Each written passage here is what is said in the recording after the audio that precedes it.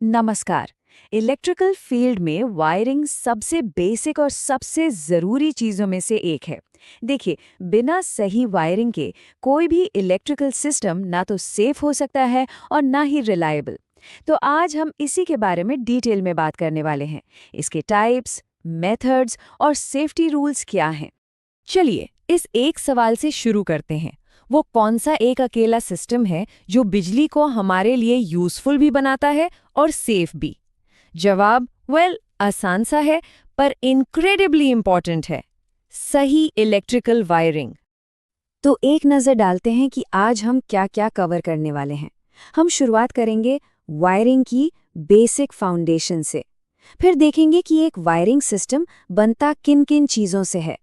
इसके बाद 5 main types और इंस्टॉलेशन के तरीकों को जानेंगे। और आखिर में सबसे ज़रूरी सेफ्टी रूल्स और एग्ज़ाम के लिए जो की पॉइंट्स हैं उन पर बात करेंगे। ऑलराइट, तो चलिए शुरू करते हैं। सबसे पहले तो ये समझना ज़रूरी है कि आखिर ये वायरिंग है क्या और ये इतनी ज़रूरी क्यों है। अगर टेक्निकल टर्म्स में बात करें तो वायरिंग का मतलब सिर्फ तार खींचना नहीं होता।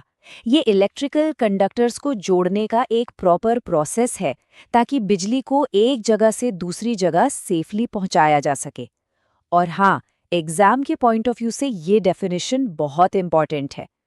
तो सवाल ये है कि सही वायरिंग इतनी ज़रूरी क्यों है। देखिए, ये सिर्फ बिजली को एक जगह से दूसरी जगह ले जाने का सिस्टम नहीं है। ये समझ लीजिए कि हमारी सेफ्टी की पहली लाइन ऑफ डिफेंस है। यही हमें इलेक्ट्रिकल शॉक और आग लगने जैसे खतरों से बचाती है और ये भी इंश्योर करती है कि हमारे सारे अप्लायंसेस को प्रॉपर पावर मिलती रहे। ओके, तो ये तो हो गया क्यों। अब बात करते हैं कि एक वायरिंग सिस्टम बनता किन-किन चीज़ों से है।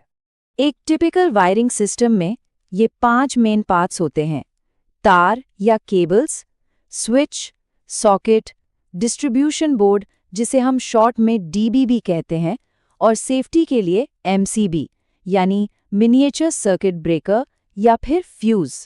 ये सारे पार्ट्स एक टीम की तरह मिलकर काम करते हैं ताकि एक कंप्लीट और सेफ सिस्टम तैयार हो सके।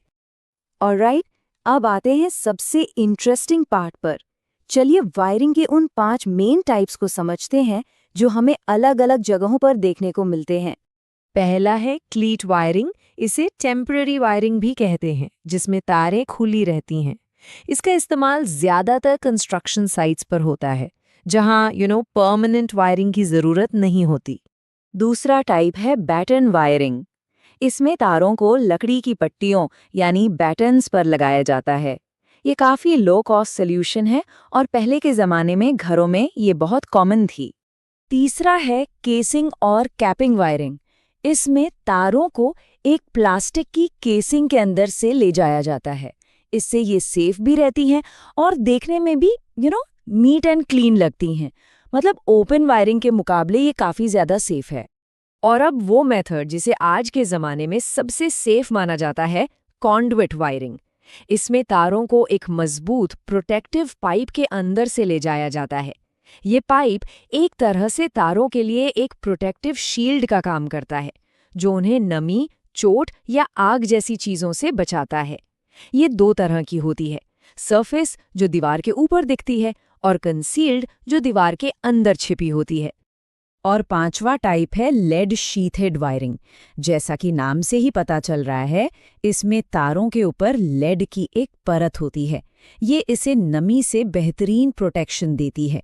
तो सीधी सी बात है, इसका इस्तेमाल ऐसी जगहों पर होता है जहां मॉइस्चर या डैम्पनेस बहुत ज़्यादा हो। अच्छा, इस टेबल पर एक नज़र डालिए। ये सब कुछ एक ही जगह पर समराइज कर देती है। यहाँ साफ साफ देखा जा सकता है कि सेफ्टी लेवल के मामले में कॉन्ड्यूट वायरिंग सबसे ऊपर है, हाईएस्ट लेवल पर। और यही वजह है कि आज ज़्यादातर मॉडर्न इंस्टॉलेशंस में यही इस्तेमाल होती है। एग्जाम्स के लिए ये टेबल एकदम परफेक्ट है, इसे ज़रूर याद रखिएगा। ओके, तो वायरिंग के टाइप्स तो हमने समझ लिए, पर अब सवाल ये है कि इन सिस्टम्स के अंदर तारों को जोड़ा कैसे जाता है। मेनली 2 तरीके इस्तेमाल होते हैं। पहला है जॉइंट मेथड, जिसमें ज़रूरत के हिसाब से तारों को काटकर कनेक्टर्स से जोड़ दिया जाता है। और दूसरा है लूपिंग मेथड, जिसमें मेन तार को काटे बिना एक टर्मिनल से दूसरे टर्मिनल तक लूप किया जाता है। पर इन दोनों में से लूपिंग मेथड को ही स्टैंडर्ड क्यों माना जाता है? वजह बहुत सिंपल है। इसमें जॉइंट्स कम होते हैं और जितने कम जॉइंट्स, फॉल्ट होने या कनेक्शन ढीला होने का रिस्क भी उतना ही कम।